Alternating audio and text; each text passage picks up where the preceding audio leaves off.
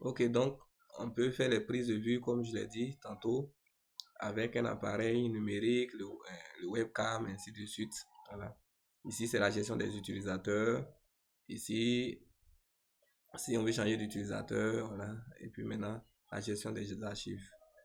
On va aller au deuxième option de menu, à la deuxième option de menu qui est traitement.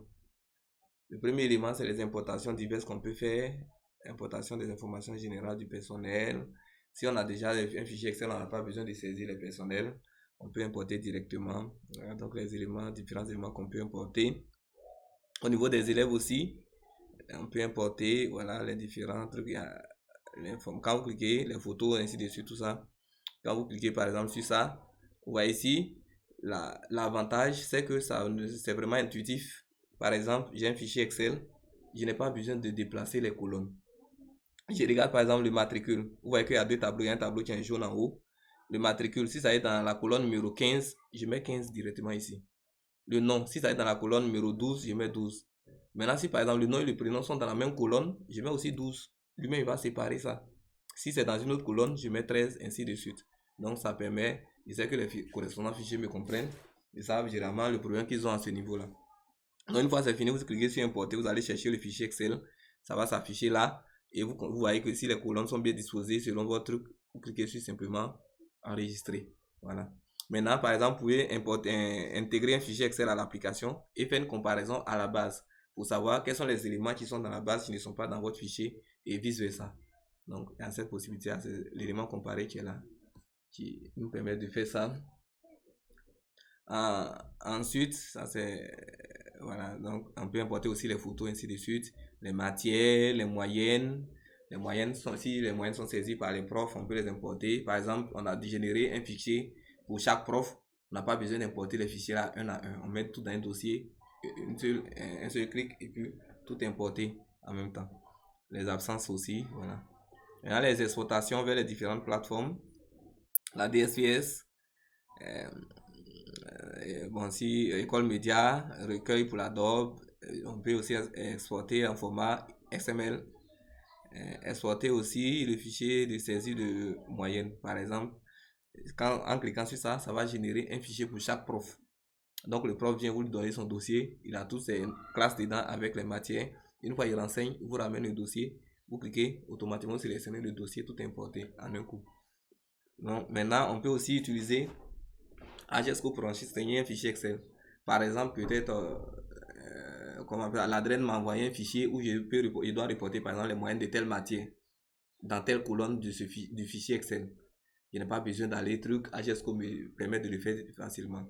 Donc, quand vous allez cliquer, il y a un assistant qui vous permettra de pouvoir renseigner à partir de la base un fichier Excel, à partir d'un fichier Excel la base et comparer et renseigner un fichier Excel aussi à partir d'un fichier Excel. Donc, voilà un peu les avantages que vous n'avez pas ailleurs. Voilà.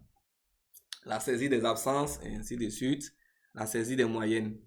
Voilà. Les moyennes peuvent se faire s'il y a un poste utilisé par les professeurs, chacun peut saisir ses moyennes et puis automatiquement tout est dans la base. Ou bien ils peuvent utiliser les fichiers Excel, ils peuvent aussi utiliser leur téléphone sans la connexion Internet. Voilà. On n'a pas besoin d'être connecté forcément à Internet. Donc ça c'est les contrôles de saisie, ça c'est pour l'administrateur.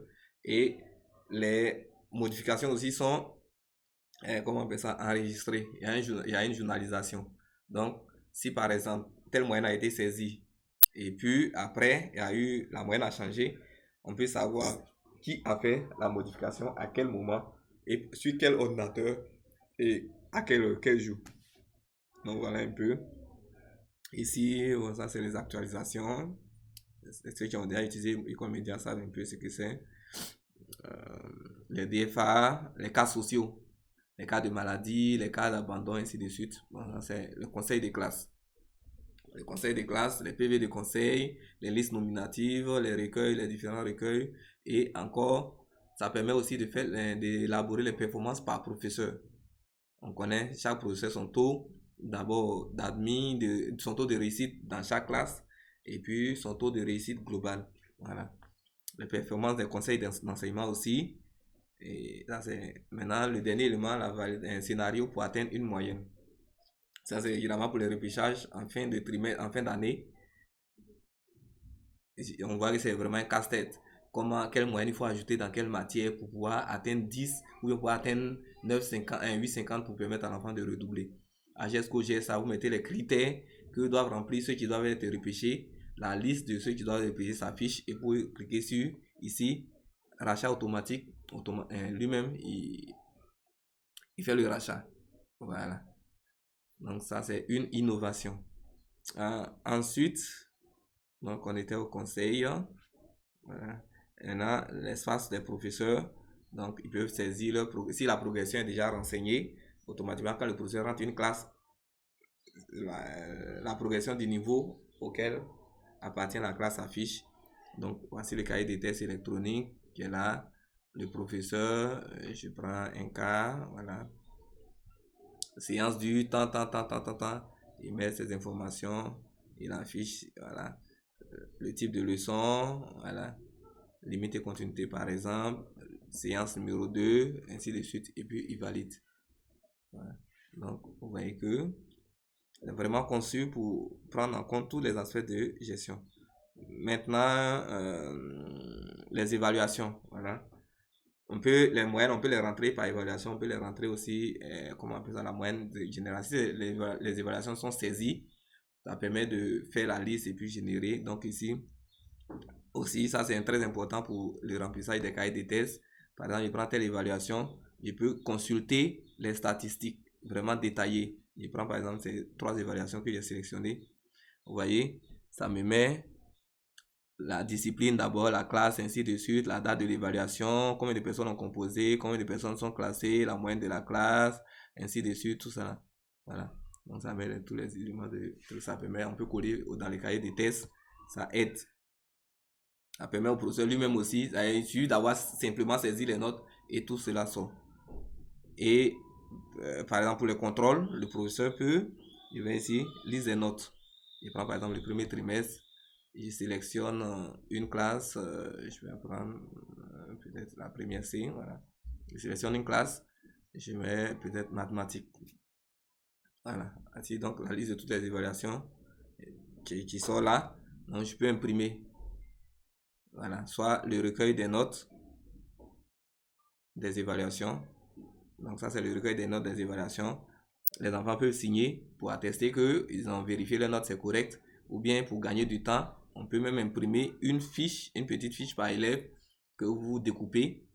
Voilà, vous partagez à chaque élève. Ici c'est deux fiches comme feuille. Vous partagez à chaque élève. Il a le temps de bien vérifier les évaluations. S'il y a une erreur quelque part, il signale, vous corrigez et puis voilà, tout le monde gagne du temps. Donc ça aussi, c'est quelque chose que vous n'allez pas trouver ailleurs.